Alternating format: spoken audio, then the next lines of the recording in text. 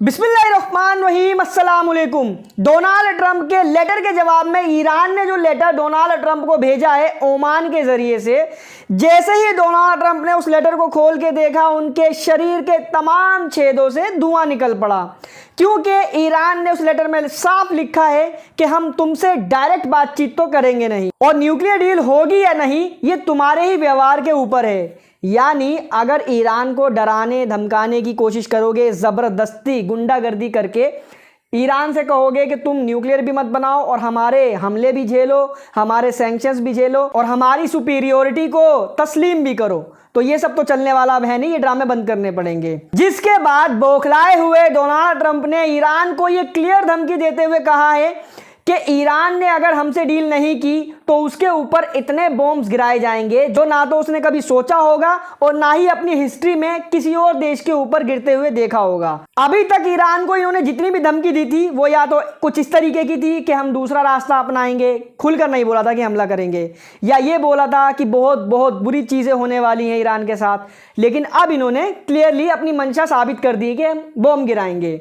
अच्छा, मैं आपको एक चीज़ और बताता चलूं कि बचपन से लेकर हमें अब तक यही चीज़ें बताई गई हैं, मेन स्ट्रीम मीडिया, गोदी मीडिया, हिस्टोरियंस, स्कूल्स और कॉलेजेस के अंदर पढ़ाया और लिखाया गया है कि अक्सर मोस्टली जो आतंकवादी होते हैं वो कुछ इस तरीके के दिखाई देते हैं। उनकी दाढ़ी होती है, टोपी होती है, हाथ में तस्बीह होती है, नहीं AK-47 होती है, और कुर्ते पजामे में होते हैं, और ज़ुबान पर उनके 2 ही 3 चीज़ होती हैं, अल्लाहू अकबर, इस्लाम बुलंद होगा। But now we thanks to modern education, free people and social media, इन तमाम चीजों ने हमें बताया कि ना सिर्फ आतंकी बल्कि इंसान की शक्ल में सबसे बड़े सुअर की नस्ल वाले ये सूट बूट वाले होते हैं, और उनके मुंह पे डेमोक्रेसी, ह्यूमैनिटी, फेमिनिज्म, दुनिया में अमन, इंसाफ, इंसानियत और महिलाओं के प्रति सम्मान का सबसे बड़ा ठेकेदार बनने वाला देश एक देश को दहलाने की धमकी दे रहा है, जिसका कसूर सिर्फ इतना है कि वो अपनी सुरक्षा के लिए, अपने आप को थोड़ा मजबूत करने के लिए एक ऐसा हथियार बना रहा है जो दुनिया के कई सारे देशों ने ऑलरेडी बनाए हुए हैं, कोई नई बात नहीं है, ताकि कोई इनको डरा ना सके, धमका ना सके, धांधली ना कर सके, इनके नेचुरल रिसोर्सेज को एक्सप्लॉइट ना कर सके,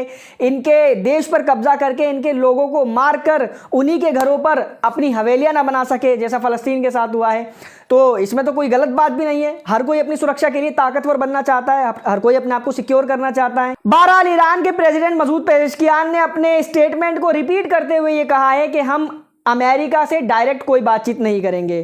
ट्रंप का ये कहना था कि मेरे से आकर ईरान का प्रेसिडेंट डायरेक्ट बातचीत करे, नेगोशिएशन करे, जिसमें हम ऑफर रखेंगे कि आप न्यूक्लियर मत बनाओ, उसके बदले में हम थोड़े बहुत सैंक्शंस आपके ऊपर से हटा लेंगे, दबदबा वैसे के वैसे ही कायम रहेगा। इनकी नस्ल इतनी बुरी है कि इन पर भरोसा करने वाला दुनिया का सबसे बड़ा बेवकूफ। और वैसे भी कभी कभी पाबंदियां अच्छी होती हैं। जब से ईरान के ऊपर पाबंदियां लगाई हैं अमेरिका और वेस्ट के देशों ने, ईरान खुद मुख्तार बन चुका है, अपनी तमाम जरूरतों को अपने दम पर पूरा कर रहा है, और दुनिया के अंदर जो ग्लोबल पावर बनती जा रही है, मल्टीपोलर वर्ल्ड ऑर्डर जो इस्टेब्लिश होने की ओर बढ़ रहा है, उसमें एक बड़ा किरदार ईरान का है। उधर साउथ एशिया के देशों यानी भारत, पाकिस्तान, बांग्लादेश जैसे देशों के अंदर हर तरफ खुशी का माहौल है, लोग ईद के इस पाक दिन को पूरी तरीके से एंजॉय कर रहे हैं।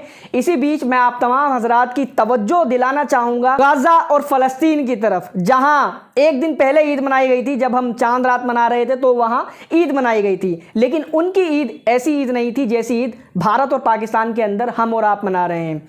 गाज़ा के अंदर पिछले करीबन 20 से 21 दिनों से ब्लॉकेज लगा हुआ है, एक सुई तक गाज़ा के अंदर बाहर से नहीं जा रही है। आप इमेजिन करके देखो, आप एक घर में बंद हो और उस घर के अंदर से आप बाहर नहीं जा सकते, और बाहर से कोई चीज़ आपको अंदर नहीं मिल सकती। जो कुछ घर में मौजूद है आपको उसी से काम चलाना है। आपको इंजरीज भी है, चोट भी लगी हुई है, फिर आपको इलाज भी चाहिए, लेकिन आप के पास ना तो हॉस्पिटल है, ना उस घर के अंदर कोई डॉक्टर मौजूद है जो आपका इलाज कर सके। ये मैं आपको तसव्वुर की दुनिया में ले जाकर बताने की कोशिश कर रहा हूँ कि गाज़ा के अंदर क्या बीत रही है। नए कपड़े, सिवैया वगैरह बनाना, ये सब बहुत दूर की बात है। गाज़ा के अंदर ईद वाले दिन, खास कल के दिन, इजराइल ने अपने आतंकी हमलों को जारी रखा, जिसमें कई सारे दर्जनों लोग मारे गए, जिसमें करीबन 20 से 21 तो छोटे छोटे बच्चे थे। काउंट मैंने प्रॉपर तरीके से नहीं किए, अलग अलग रिपोर्ट्स में पूरे दिन में 3-4 रिपोर्ट्स आई है ना, तो मैं आपको पूरी एक साथ बता रहा हूँ। 20 से ऊपर बच्चे मारे गए हैं, महिलाएं मारी गई हैं। फ़लस्तीन यानी गज़ा की वो माएँ, जैसे हमारी और आपकी माएँ होती हैं, सोचती हैं कि अपने बच्चों के लिए बढ़िया से कपड़े लेकर आएंगे, उनको पहनाएंगे, खूबसूरत लगेगा बच्चा। उनकी भी यही अरमान थे, लेकिन अपने बच्चों को कपड़े पहनाने की जगह वो कफन पहनाकर कल ही के दिन यानी ईद वाले दिन दफना कर आई है। आप इमेजिन कर सकते हो, सोच सकते हो कि उनके दिल पर क्या बीत रही होगी। उधर United Nation World Food Programme ने भी ये स्टेटमेंट जारी किया है कि गाजा के अंदर जो खाने की चीजें हैं हमारे पास, वो ज्यादा से ज्यादा 10 दिन तक चल सकती है। अगर 10 दिन के अंदर अंदर गाजा के अंदर जंग बंद ना होकर दोबारा से खाने पीने की चीजें ना आना शुरू हुई तो हजारों लाखों लोग सिर्फ भूख प्यास से तड़प तड़प कर मर जाएंगे। बस इस ईद के मौके पर मैं आपको यही रियलाइज कराना चाहता हूं, इमेजिन कराना चाहता हूं कि आपको अल्लाह रब्बुल इज्जत ने कितनी सारी नेमतों से आज नवाजा है। इसलिए आप तमाम हजरात को अल्लाह रब्बुल इज्जत ने जो कुछ भी दिया है उन लोगों से आपके पास काफ़ी ज़्यादा बेहतर है।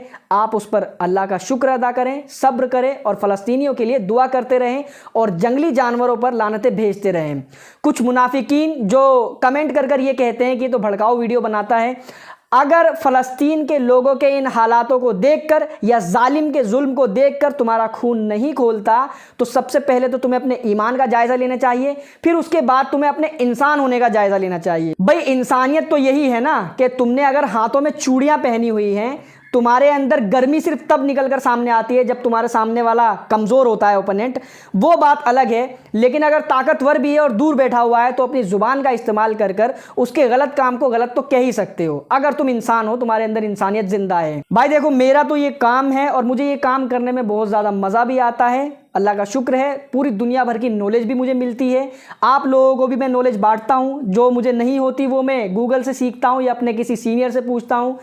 कुल मिलाकर मैं इंजॉय कर रहा हूं इस काम को और मुझे यकीन है कि इस काम का अजर भी मुझे मिलेगा। मगर वो लोग जो 4 अलग अलग लड़कियों के साथ घूमकर दुनिया में अपने आप को एक कामयाब इंसानों में से एक समझते हैं, वो दुनिया में भी जलील, आखिरत में भी जलील। देखो भाई, ऑफेंड हुए हो तो इसमें मैं कुछ नहीं कर सकता, सॉरी तो मैं नहीं बोलूंगा क्योंकि ये आपकी औकात थी जो मैंने आपको दिखाई है। बाकी इस वीडियो में फिलहाल इतना ही था। इस वीडियो को शेयर करें, चैनल पर नए हैं तो चैनल को सब्सक्राइब जरूर कर लें and thank you so much for joining.